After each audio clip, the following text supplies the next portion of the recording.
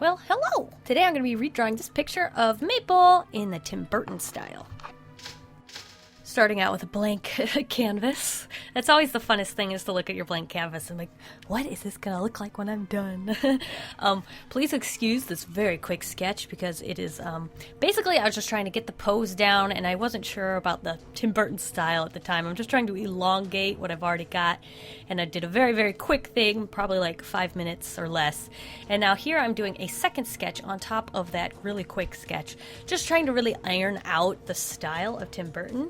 I'm not really focusing on any one particular movie. I'm sort of, just taking a general approach at his style. So there might be little things that look like they're from different parts or different movies of his and his art style as well. I'm definitely drawing very, very skinny, tall people.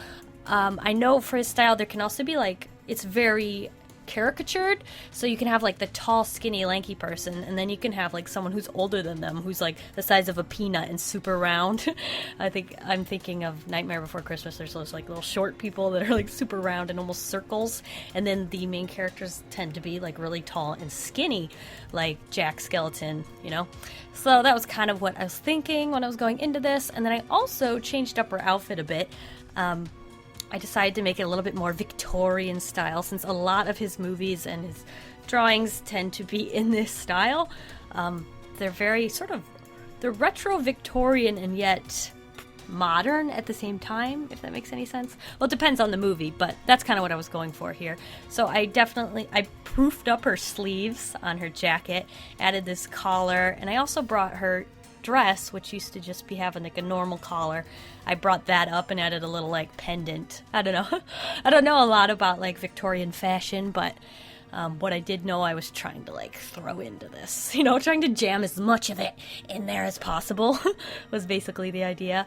At first I thought I would make her skirt really, really long, more Victorian, but I decided to keep it more true to the maple that I love, so I decided to keep it short, because I did want to make a lot of changes, but I also wanted to, maintain the actual original image more, if that makes any sense. The biggest trouble I had were these legs, because I usually draw little short stubby legs, because that's what I have, and that's what I'm used to seeing and drawing. So these long, skinny, slender legs were very, very difficult for me. I feel like when I look at them, they just sort of look like sticks, and they're not, I don't know what the word is for that, because legs have meat on them no matter, you'd have to be really, really skinny not to have any meat, and then at that point you're seeing the bone structure, so I didn't want it to show too much of the bone structure, because I figured, there's some muscle and ligaments and stuff, so I was trying to keep it sort of round and yet skinny at the same time, and I had a lot of trouble with that. I think I need to look a little more into anatomy, and maybe that would make more sense to me. Anyway, now that I was done with that second sketch, I am adding in the line art.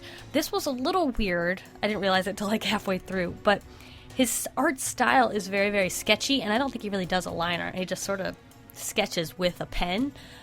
So I had to really work at trying to make this look just like the sketch. At first, I was like, well, I'll just use that sketch that I use and just color it. But I feel like a lot of you people don't like it when I do that. You like to see more content, I guess. I don't know. So I was really, really trying here for you guys. So you're welcome. Here I'm working on the hair. I did a couple attempts at the hair and decided to go with this one. The hair is definitely very, very detailed, and always you see a lot of strokes in each. You could see every strand of hair, especially with his stop motion stuff. So I definitely tried to add all that in, and I added little curlies, little curlies in the hair to look like the Tim Burton style, even though his is a little bit more triangular curlies, if that makes any sense. But I forgot about that, so oh well. Just thinking about that now. Again, putting in the detail to her coat, making it look very Victorian and yet sort of modern at the same time, except for those sleeves. They are so poofy. I would feel so awkward in that. But it looks good in a drawing, so it's all right. I added some I tried to make her look really skinny, and with a lot of Tim Burton, the women that he draws, they're not very round, if that makes any sense. They don't really have the hourglass figure. I know Sally does. She's one of the rounder characters. And I'm not saying fat, I'm saying round, shapeful, lots of shapes. There's a difference, okay? So I was trying to draw her very, very skinny and like with barely any hips. So what I did to like accentuate the hips was take that jacket and make it extend out from the waist, and it gives it the illusion that she's got more hips than she's got, if that makes any sense. Because I was trying to draw her I was definitely going for the Jack Skellington skinny shape, but I still wanted it to look like a woman. Well, like, I don't know. I just wanted to give it that sort of generic woman shape. I guess that's what I'm trying to say. Anyway, doing these boots, I put a lot of detail into the boots because especially with like stop motion, they don't have to draw every frame. That's what I'm trying to say. They have, you know, dolls that they dress up. So I really wanted to put a lot of detail and wrinkles into the clothes. And that was something that I did, yeah. And also lots of long, skinny fingers to go with her long, skinny body. And one of the things with the eyes that I notice almost all the time whenever they draw eyes in the Tim Burton style, it's got like a lot of circles going around, even though you'd only need one circle to show an eyeball. There's just a ton, so it's a lot of details, and then those like creepy little doll eyelashes too, like that.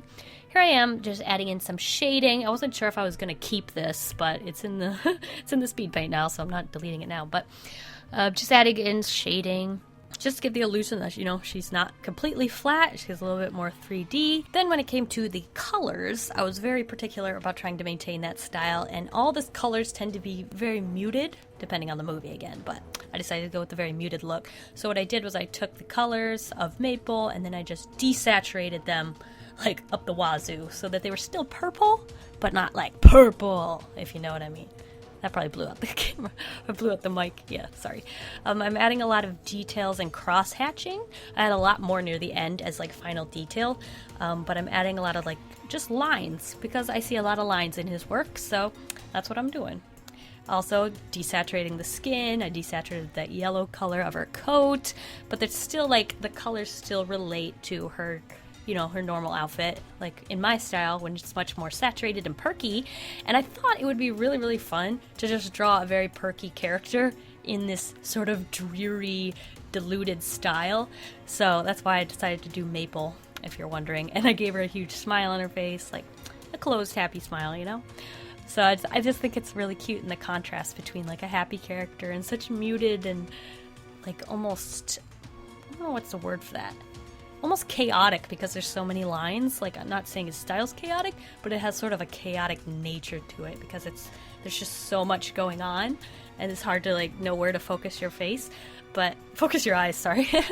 But you end up focusing your eyes on the eyes because they're the biggest circularist space with like the least going on, so that's kind of where you look, and because they're so big you look at the face, and it's always important to make your drawings so that people look at the faces because that's just what we do, you know, as humans. Here I am adding in all that sketches or the cross hatching because I saw that a lot in his style. Sometimes it would like differ the angle of the cross hatches, and sometimes they would just all go in one direction, so I sort of just added those in wherever I thought they looked kind of cool. You know, add more dimension and shape to it. And I think that was just about it. Oh, and then I saw this other, I just saw it on Google Images. There's this one where it had all these like strands just poking out everywhere, like the clothes were fraying, so I added in a little bit of that. And that was my finished illustration. Here's my original Maple drawing, and then here is me drawing it in the Tim Burton style. Let me know which one you'd like, and let me know what style you'd like me to try next time when I do another style swap. Thank you guys for watching. I'll see you guys all next week, and I hope you have a delicious evening full of waffles. Bye!